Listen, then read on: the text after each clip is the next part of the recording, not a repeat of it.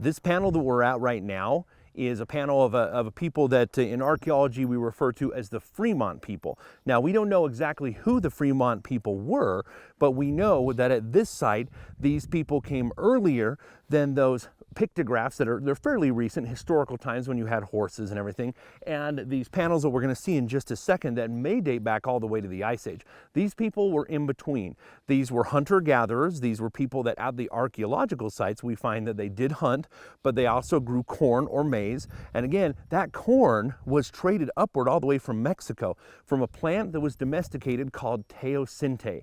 So, by 1200 years ago, then there was teosinte and there was maize and corn that making away and being grown in this area. But this is not an archaeological site where people lived. This is where people came through.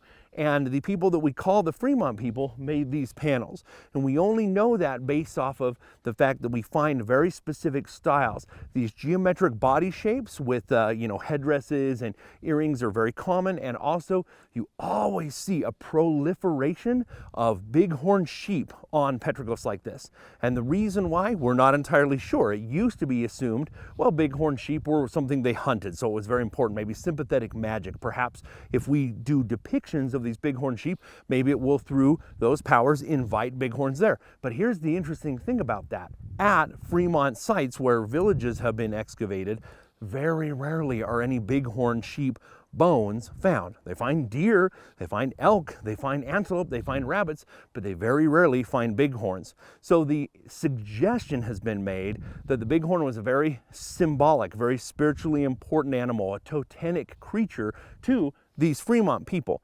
You don't normally see bighorns with earlier or later petroglyphs or pictographs, but with the Fremonts, we usually see petroglyphs pecked into the stone instead of pictographs, which are painted.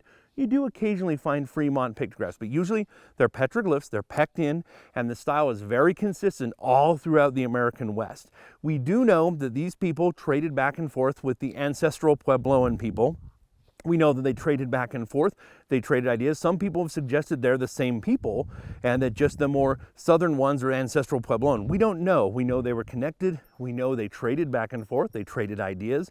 But again, with the Fremont, we always see that they used bighorn sheep very prominently in their art and in their depiction. We know that for whatever reason, bighorns were very important because they left that to be seen by us today. So this panel is entirely Fremont, which is odd at this site because, again, we have 3 different petroglyphic panels in this direct area, and they're all from incredibly different times. And the odd thing about that is normally when people have an area like this where they pass through, they'll layer up, they'll add layers over time. You write something down and you see it today with modern graffiti, which you should not do, but you see it today. People say, well, I'm going to leave my mark. That's what people have been doing here for thousands of years, but oddly, you don't see that here. Nobody else came and wrote over these petroglyphs. Only the Fremont people seem to have done so. That makes it quite a unique panel for this area.